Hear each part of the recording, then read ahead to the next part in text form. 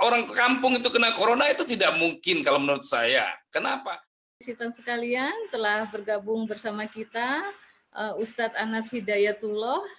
Panitia, bisakah saya melihat Ustadz Anas sekarang? Ya, Assalamualaikum Ustadz Anas.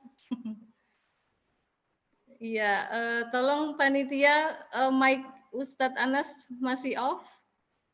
Mohon di-on-kan supaya suara beliau terdengar. Ya, sudah on Ustadz. Ya.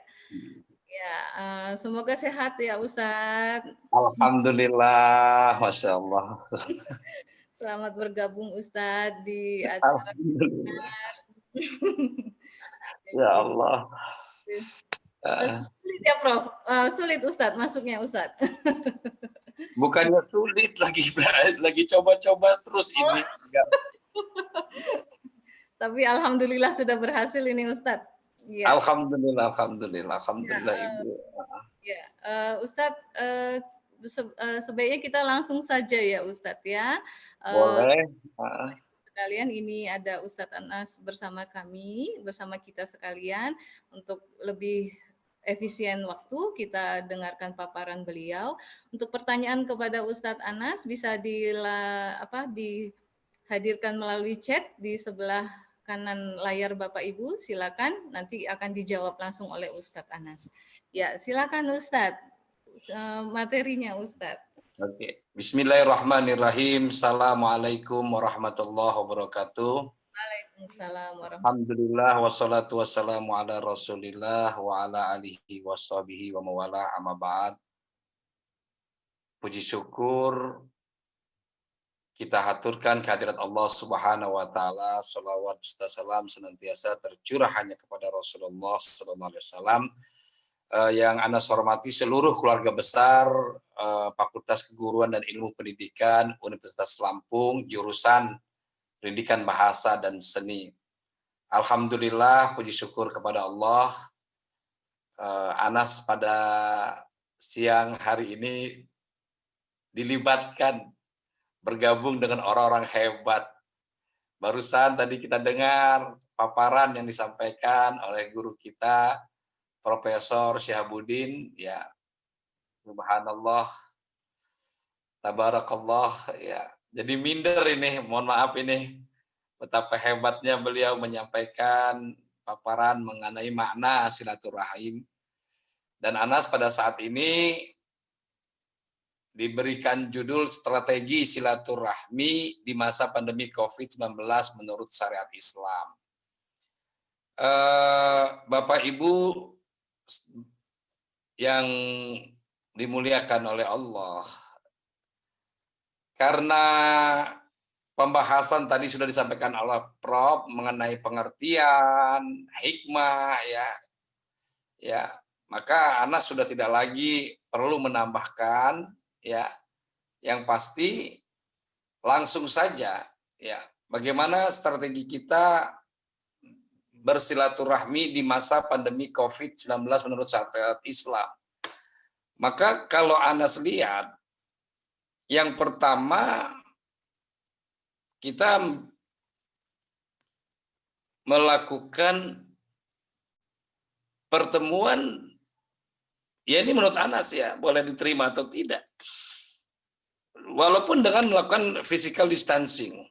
Ya, kalau bahasa Anas, kita ketemu sama siapapun, orang tua kita, saudara kita, karena silah itu menyambung rahim, itu kasih sayang. Ya, itu bisa menggunakan cara orang Jawa Barat. Ya, orangnya Prof Syihab itu kalau dia bersalaman tidak harus bersentuhan. Ya, tetap menjaga jarak. Ya, tetap. Jadi tidak ada alasan untuk tidak bertemu kalau menurut Anas. Ini yang pertama. Contoh, ketika saya dengan istri, saya dengan anak, ya, ketika awal datangnya setelah melaksanakan sholat, kami bersalaman, ya. Ketika saya bersilaturahmi ke tempat orang tua, karena orang tua masih ada, saya pun tetap melakukan physical distancing, gitu. tetap menjaga jarak, tetap aturan-aturan yang disampaikan, yang diberikan, kita laksanakan. Kenapa? Karena tadi kita masih memiliki orang-orang yang sangat-sangat kita cintai, orang-orang yang sangat-sangat luar biasa dalam hidup kita. Ya. Tidak ada bagi kita halangan untuk memutus silaturahim itu. Jadi physical distancing ini perlu, ya, walaupun kita dalam kondisi sekarang. Nah, jadi Bapak, Ibu, dan saudara yang dimuliakan oleh Allah, ya, betapa kita hidup itu tidak akan pernah lepas daripada silaturahmi sebenarnya, atau silaturahim. Kalau kita lihat dalam Al-Quran, Allah Subhanahu wa Ta'ala ingatkan, Iqra bismi rabbikal ladzi khalaq, khalaqal insana min alaq. Di sini dikatakan bahwa manusia tercipta dari segumpal daging yang bergantung, min alaq. Maka para penafsir mengatakan sifat kemanusiaan kita itu tidak bisa lepas daripada silaturahmi. Karena kita adalah makhluk sosial. Kita merasakan pada saat ini betapa Allah sedang menguji kita dengan adanya pandemi ini. Membuat kita terkurung di rumah kita sendiri. Walaupun kita bisa melakukan kegiatan-kegiatan kita dengan menggunakan gadget kita, daring, dengan online, tapi tetap kita nggak bisa dipungkiri ada yang hilang dalam hidup pada saat ini. Ada yang hilang. Ada yang hilang. Kenapa? Khalaqal insana min alaq. Karena manusia itu tercipta. Manusia itu tercipta dari segumpal daging yang bergantung. Siapapun manusia itu tercipta dari daging yang bergantung. Dia membutuhkan siapapun. Dia membutuhkan siapapun. Maka silaturahmi ini sangat ditekankan di dalam agama kita. Di dalam syariat agama Islam sangat ditekankan. Bayangkan. Dalam hadis Nabi Muhammad SAW, Anas hanya mengingatkan lagi, menguatkan lagi, yang disampaikan oleh Prof mungkin. Innallaha la yanzuru, sesungguhnya pada hari kiamat nanti, la yanzurullah yaumal qiyamah, Allah tidak akan melihat dua macam manusia pada hari kiamat. Dua macam manusia tidak akan pernah Allah tengok pada hari kiamat. Siapa? Jarusu, qati'ur rahim wa jarusu. Yang pertama yang tidak akan pernah Allah tengok pada hari kiamat adalah qati'ur rahim, yang suka memutus tali silaturahmi. Orang yang suka memutus tali silaturahmi itu tidak akan pernah Allah tengok. Bayangkan ketika saya pulang atau saya berjumpa di rumah orang tua, lalu orang tua saya tidak menengok saya, ada rasa sedih. Masuk surga itu enak, tapi ketika kita di dalam surga tidak ditengok sama Allah, itu yang berat. Pulang kampung itu mungkin enak, ketika kita pulang tidak tengok oleh orang tua, itu paling berat. Jadi qati'ur rahim, ya, qati'ur rahim, kita tidak boleh memutus tali silaturahmi. Kenapa? Kadang-kadang karena kesalahan kita sedikit, ya, kesalahan kita sedikit, kesalahan orang sedikit, langsung kita lupa dengan kebaikannya. Baik, Allah Subhanahu wa Ta'ala tahu kita. Al-insan makhlul khata' wa nisyan, manusia tempatnya salah, manusia tempatnya dosa.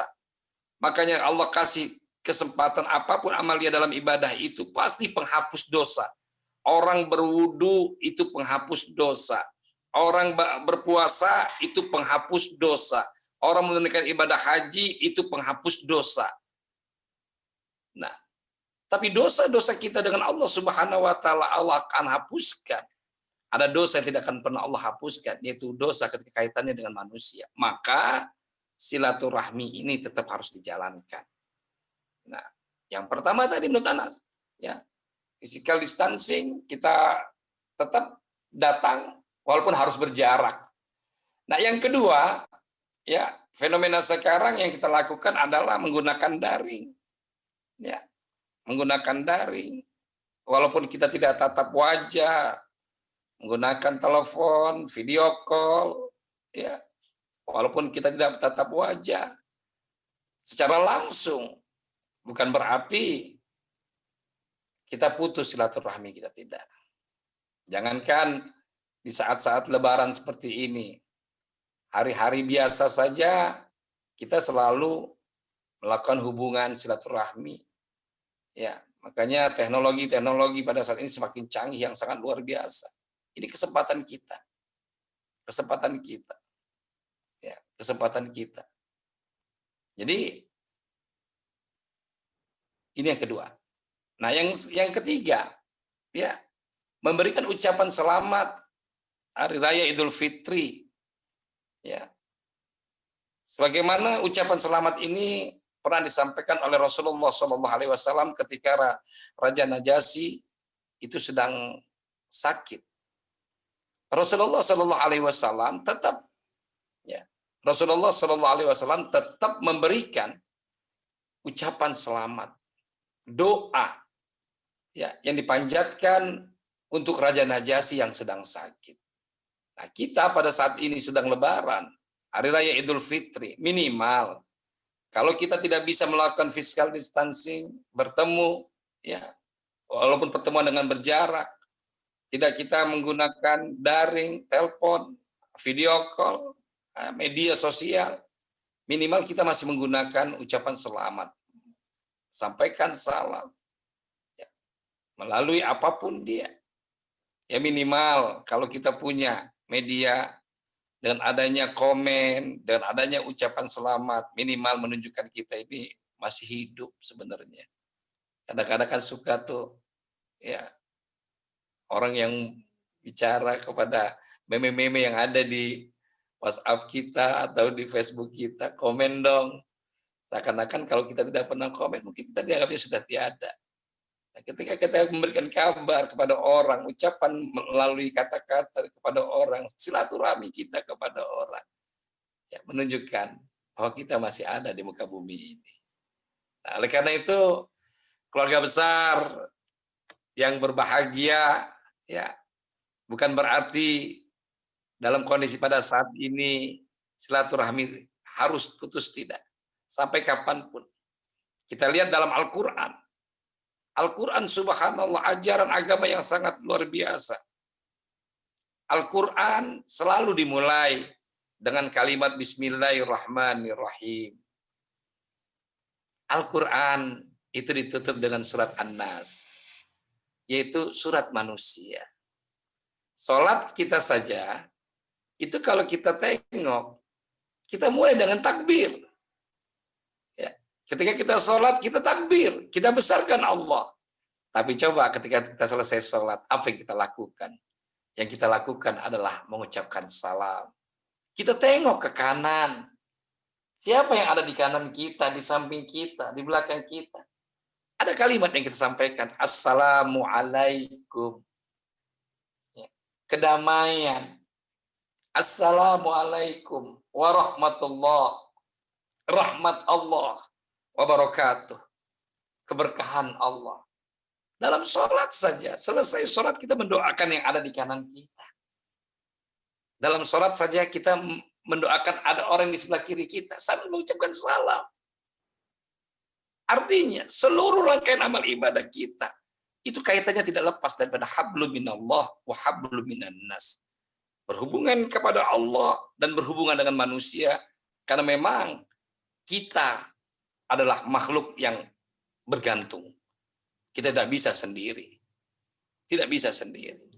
Makanya para keluarga yang berbahagia, ya, mari di bulan Syawal ini, setelah kita kembali dalam kesucian ini, yuk tetap kita tanamkan silaturahmi di antara kita.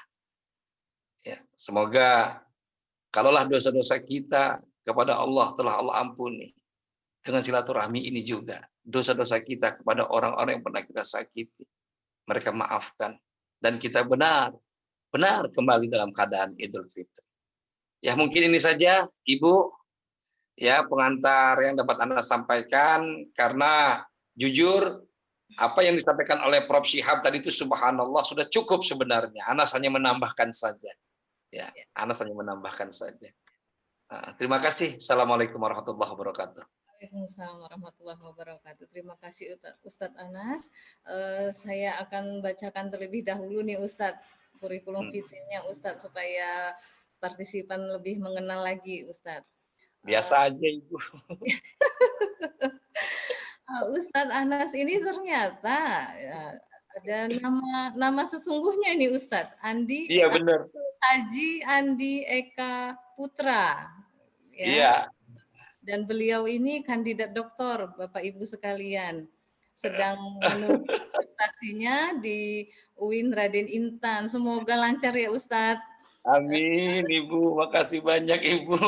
Ya, lancar dan mendapatkan hasil yang terbaik. Amin, amin ya robbal alamin. Amin, amin, amin. Beliau lahir di Tanjung Karang tanggal 23 September 1973. Beliau juga adalah dosen di Fakultas Ushuluddin dan Studi Agama UIN Raden Intan Lampung. Nah, alamat tinggal beliau ini Bapak Ibu sekalian, Jalan Nusa Jaya nomor 22 Kelurahan Waidadi, Kecamatan Sukarame, Bandar Lampung. Ustadz, kita merespons pertanyaan ya ini ya. Iya, tapi jangan sudah selesai ya. Nanti kita Ustadz, biar ini apa gladi bersih ujian ya. Iya. Ya Ustadz, ini ada pertanyaan dari Agung Hero Hernanda Ustadz tentang ritual tolak bala di suatu daerah. Ini merupakan budaya dan itu dilakukan saat setelah Idul Fitri ini Ustadz. Nah, ritual ini berupa keliling kampung dengan berzikir Ustadz dan beramai-ramai dilakukan. Bagaimana tanggapan Ustadz dengan fenomena ini di masa pandemi ini? Sesungguhnya pemerintah kan menganjurkan physical distancing, tadi Ustadz juga menyebutkan itu, tetapi ada fenomena ini dilakukan oleh suatu masyarakat. Bagaimana Ustadz? Silakan Ustadz. Iya, terima kasih kepada Mas Hero Agung. Hero. Mas Hero. Kalau Mas Hero mah udah nggak perlu lagi tuh Ibu melakukan tolak bala, namanya juga udah Hero. Oh iya. Benar Ustaz. Ya. Kepada Mas Hero, bicara masalah kondisi saat ini, kan memang ada beberapa. Kalau menurut Anas, jujur, saya agak dalam pengamatan Anas ya, ini mohon maaf Mas Hero kalau salah, mudah-mudahan ini salah. Kayaknya sangat tipis kemungkinan, jujur. Ya. Yang membuat orang kampung itu kena corona itu tidak mungkin kalau menurut saya. Kenapa? Karena mereka terbiasa dengan berjemur, mereka biasa bekerja, mereka berada di alam terbuka yang segar. Nah, beberapa waktu lalu ketika saya kemarin ketika saya kontak hubungan dengan saudara saya di Tanggamus saja, ada orang Tanggamus katanya di India, itu bukan karena mereka orang asli, mereka pendatang. Mereka datang dari Jakarta, ya karena kasus PHK ini mereka pulang, itu PDP juga, ya. Nah, tapi kalau orang kampung, kalau menurut Anas nggak, ya jauh gitu, jauh sekali, ya untuk apa? Makanya ada istilah yang mengatakan zona merah, zona hijau, zona kuning, apalah nggak ngerti itu yang namanya zona. Yang pasti zona merah, zona hijau katanya. Kalau zona hijau itu boleh dikatakan aman. Nah, jadi kalau di kampung jujur, bukan lagi masalah mereka lakukan zikir, ya keliling. Kegiatan ekonomi nampak lebih ada dibandingkan di Sukarame ini mungkin Sukarame ini udah sama kayak Kampung Baru, ya sepi sekarang, lebih ramai kuburan kalau menurut saya, masih banyak yang ziarah, ya di Kampung Baru itu di Jalan Bumi Manti itu sepi, depan rumah saya, depan kampus UIN juga sepi, nggak ada jalan, nggak ada yang lewat. Tapi kalau di kampung, ya di kampung itu rame, ya. Nah jadi ini kalau bicara masalah kondisinya dulu, saya kalau menurut pandangan Anas, apakah dia zona merah ataukah dia zona hijau? Kalau zona hijau, setahu Anas di kampung masih banyak zona hijaunya daripada yang ada di kota kita. Nah, bicara masalah budaya, ya namanya budaya. Kalau sepengetahuan Anas, apalagi tolak bala, ya dengan berzikir, ya nggak ada salah-salahnya deh. Ya, makanya kalau saya suka ditanya, Ustadz, bagaimana ada orang bakar menyan? Ya nggak apa-apa bakar menyan, untung dia nggak bakar rumah. Ya, apa? Saya nggak ini, namanya budaya. Ya, ya. Jadi apa ya? Boleh Mas Hero terima atau tidak, saya tidak bisa paksakan. Tapi kalau menurut saya, apa salahnya orang yang berzikir, ya, berzikir. Oh, berzikir apa salahnya? Bukankah berzikir itu mengingat? Bukankah sholat kita juga disebut as-sholah bimana az-zikri? Sholat itu artinya berzikir. Ya, nah lalu mereka berzikir keliling kampung. Menurut saya lebih bagus daripada mereka harus apa? Kalau di daerah orang tua kami itu di daerah Tanggamus sana itu naudzubillah min dzalik. Alhamdulillah sih ada pandemi ini. Ya, alhamdulillah. Ya, biasanya di daerah sana itu, daerah Tanggamus, di daerah yang saya sebutkan saja, di daerah Wonosobo, itu awal bulan Syawal itu, malam itu udah organ tunggal. Organ tunggal, plus dengan minuman keras. Ya, jadi kalau kita pulang, itu bau minuman keras itu luar biasa. Menyengat dari jalan, di jalannya menyengat. Organ tunggal, di beberapa kampung yang saya tahu. Ya. Kemudian besoknya acara pucangan. Ya, ya, tapi alhamdulillah dengan adanya pandemi ini tidak ada. Ya, saya tidak lihat lagi orang melakukan organ tunggal pada tanggal 1 Syawal. Pada tanggal 1 Syawal di saat kita kembali suci, ya. Nah, ini ada budaya malah Lebaran itu diungkapkan dengan kegembiraan, dengan apa? Ya tadi minum keras. Ya, mohon maaf ini. Maka kalau dikatakan ada sebuah kampung melakukan tolak bala dengan berzikir, kalau menurut Anas, ya itu nggak ada masalahnya, ya nggak ada masalah. Mudah-mudahan ikhtiar dalam menghadapi masalah ini dengan mendekatkan diri kepada Allah Subhanahu Wa Taala. Ya itu aja Ibu. Ya, baik. Berikutnya ya Ustadz ya.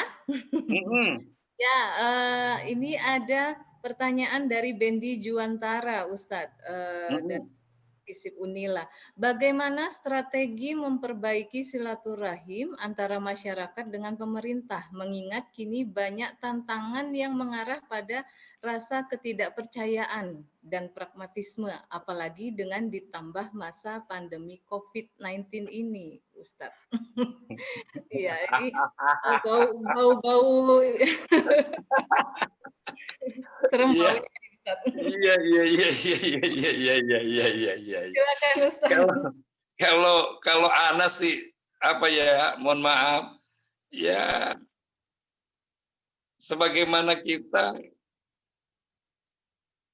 apa masyarakat, kita rakyat, kita punya pemimpin. Kalau pemimpin yang salah ya cuman bisa apa, etika yang diajarkan oleh Nabi kita itu berdoa, ya kan, mendoakan mereka. Toh kewajiban kita pun sebenarnya kita nanti pada hari kiamat nggak ditanya tentang kepemimpinan. Ya, yang ditanya tentang kepemimpinan kita dengan keluarga kita, dengan anak kita. Ya, itu kita serahkan sama Allah saja deh. Yang penting kita tetap taat sebagai masyarakat, ya. Kita tetap taat walaupun kita berbeda, ya. Tetap taat udah, ya. Dan tidak mengamini yang salah. Tidak mengamini yang salah. Wa huwa ad'al liman, hati kita minimal berontaklah, minimal hati. Saat ini kita jujur aja. Ya, kita cuman bisa ketika apa yang disampaikan oleh pemimpin itu bertolak dengan hati kita, minimal kita tidak ikuti pernyataannya, ya, yang menurut hati kita bertentangan dengan kita minimal. Ya, tapi etika tetap kita jalankan, ya, tetap kita jalankan. Seperti kalau saya punya kenangan bagaimana Profesor Buya Hamka dulu pernah masuk penjara, ya, beliau di penjara. Ya, tapi ketika orang memenjarakannya meninggal dunia dan beliau diminta untuk mengimami sholat jenazahnya, Profesor Buya Hamkah yang mengimami sholat jenazahnya. Dan yang kedua, jangan pernah kita simpan kebencian kita sama siapapun, jangan pernah kita menyimpan kebencian sama siapapun, jangan. Yang ada kita doakan saja. Kenapa? Karena jujur di hati ini kalau bisa jangan ada kebencian sama siapapun. Rugi kita. Ya. Toh dia juga nggak tahu siapa kita. Ya. Nggak tahu siapa kita, dia tidak tahu. Ya. Nah, karena itu sekali lagi ya, mohon maaf ini ya. Kita punya kewajiban untuk diri kita dan keluarga kita dan anak kita. Ya, itu saja. Kalau udah pemerintah itu terlalu berat, ya terlalu berat itu. Ya Ibu tinggi Bu pertanyaannya Bu. Ngeri ya Ustadz ya. Ya, berikutnya ini Ustadz, kalau lihat fenomena yang terjadi saat pandemi ini Ustadz, ada yang menolak jenazah yang meninggal karena COVID, lalu tidak disolatkan karena terkena COVID ini. Nah, itu bagaimana Ustadz menurut pandangan Ustadz? Nah, ini juga sebenarnya kalau bicara masalah tadi, menyambung pertanyaan yang kedua sebenarnya. Ini kan kesalahan juga, ini awalnya dari kesalahan dari atasan juga kalau kita bicara masalah atasan, ya kan? Untuk menakut-nakuti masyarakat dengan bahaya COVID-19 ini sampai dikatakan bahwa jenazahnya begini. Akhirnya terjadi penolakan di masyarakat menghadapi orang yang meninggal dunia. Tapi dapat beberapa waktu kemudian karena penolakan ini semakin kencang, yang terjadi kemudian adalah pernyataan yang berikutnya bahwa yang namanya virus tersebut itu mati bersamaan dengan orang itu mati, katanya lagi. Nah ya, tapi ini wallahu alam bisawab, tapi yang pasti menurut Anas, orang yang mati itu mau diapain aja udah pasrah kok. Ya. Orang yang mati itu mau diapain aja, mau dibungkus, mau diapakan, dia sudah, kalau dia seorang muslim, dia sudah bahagia kok. Bagaimana tidak bahagia? Dia matinya mati syahid. Jelas dia mati syahid. Ya, hadis-hadis Nabi yang mengatakan orang meninggal dunia karena wabah, itu dia mati syahid, dia udah bahagia kok. Ya, dia nggak mikir kayak kita lagi, dia udah nggak pernah ngalami ketakutan lagi, dia udah selesai. Ya, mau dibuang ke laut ya nggak apa-apa kalau orang mati, istilahnya. Ya, cuman etika kita kepada makhluk Allah sebenarnya, ya kita lihat bagaimana saudara-saudara kita yang meninggal dunia di Saudi Arabia, tetap mereka dimakamkan, kalau di Mekah mereka dimakamkan di Ma'la. Kalau di Madinah mereka tetap dimakamkan di Baqi. Di Ma'la di situ kuburan para syuhada, di Ma'la di situ ada kuburannya Khadijatul Kubra, istri Rasul kita Nabi Muhammad. Di Baqi di kuburan para sahabat-sahabat Rasul, orang-orang yang syahid dan istri-istri yang Rasul dan dekat dengan makam Rasulullah, tidak diasingkan. Tidak diasingkan. Nah, tapi inilah ya, ini yang buat kita sedih kadang-kadang, ya. Ini yang kita buat sedih kadang-kadang. Kita harus banyak belajar dari COVID ini, subhanallah. Ya, banyak belajar. Ya. Yang pasti kalau saya ditanya bagaimana orang meninggal dunia karena apa? Karena COVID ini, karena COVID ini mereka syahid di hadapan Allah Subhanahu wa taala. Ya, sahih. Itu Ibu. Ya, terima kasih banyak Ustadz. Lalu yang terakhir ini Ustadz tentang Alhamdulillah ya Allah. Satu pertanyaan terakhir Ustadz tentang sholat Jumat nih Ustadz. Kan terkait dengan physical distancing tadi. Nah, bagaimana nih tentang sholat Jumat ini Ustadz? Yang masih pending sholat Jumat, lalu menyikapinya bagaimana Ustadz? Silakan Ustadz. Yang pasti kalau udah bicara masalah hukum, itu pasti ada yang membolehkan, ada yang tidak membolehkan. Itu kalau bicara masalah hukum. Jadi kita nggak usah ribut. Nah, jadi kalau kita bicara masalah hukum, kalau kita mau taat kepada pemerintah, yuk kita taat sama pemerintah. Di antaranya kita sholat di rumah, ya kan? Dengan dalil-dalil yang udah sangat jelas, para ustadz hebat, udah MUI itu kumpulannya para ulama, ulama. Nah, ini yang jadi masalah juga sebenarnya. Ulama itu dalam terjemahan bahasa Indonesia itu hanya ditujukan pada orang-orang yang ngerti agama. Padahal ulama itu kata-kata alim, orang-orang pintar. Jadi di kampus Unila juga itu kumpulan ulama sebenarnya. Ulama. Ulama itu kumpulan orang-orang pintar. Nah, tapi nggak tahu dari mana ceritanya kok jadi ulama itu hanya untuk agama Islam gitu. Saya nggak ngerti. Ya. Nah, tapi kalau kita kembali kepada fatwa MUI, jadi fatwa MUI Majelis Ulama Indonesia, artinya mereka adalah orang-orang yang luar biasa. Mereka melakukan istihad. Istihad juga dalam hadis Nabi diingatkan bahwa kalau orang beristihad itu benar, maka dia mendapatkan 10 pahala. Kalau istihadnya salah, tetap dapat 1 pahala. Nah, jadi kita orang awam ya seperti saya, terus terang aja, makanya mohon maaf Ibu, saya jarang menyebut nama gelar saya cukup dipanggil dengan Ustadz Anas aja, ya biar kalau salah memang bodoh gitu kan. Kalau pakai titel takut dia namanya masih banyak belajar ya. Ya, silakan. Tapi informasi terakhir kayaknya minggu depan ini udah mulai dibuka semua. Oh Minggu gitu ya? depan. Iya, kalau informasi terakhir saya dengar, karena minggu kemarin ini, Jumat kemarin ini hari Sabtu, kemarin Jumat, itu semua masjid sekitar pasar di Bandar Lampung itu pada buka semua sudah. Ini ya seperti yang saya tahu ya, karena saya kontak sama teman-teman, ya alhamdulillah kata teman Masjid Al Iman sudah dibuka ini. Nah, ketika saya buka WA kemarin kumpul para ustadz juga, insya Allah minggu depan kayaknya masjid ini sudah mulai dibuka. Mudah-mudahan lah. Fa inna ma'al usri yusran, di balik kesulitan pasti ada kemudahan. Habis gelap terbitlah terang, udah. Ya Allah. Ya. Itu Ibu. Ya, baik Ustadz. Ustadz boleh nambah satu lagi nggak? Satu aja. Boleh, tapi jangan susah-susah ya. Ya, ini strategi silaturahmi dalam masa pandemi. Sebaiknya menggunakan bahasa tulis dan lisan yang seperti apa, Ustadz? Bahasa dan tulisan seperti apa? Ya, Ya bahasa yang keluar dari hati kita. Bahasa yang keluar dari hati kita itu bisa saja dengan bahasa apa saja. Yang penting bahasa yang keluar dari hati kita tulus. Ya, tulus ya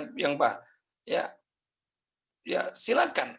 Ya, yang keluar dari bahasa hati. Yang tadi saya katakan bahasa hati itu ketika dia keluar, dia akan mulakan, aduh Masya Allah, sangat tulus kata-katanya itu.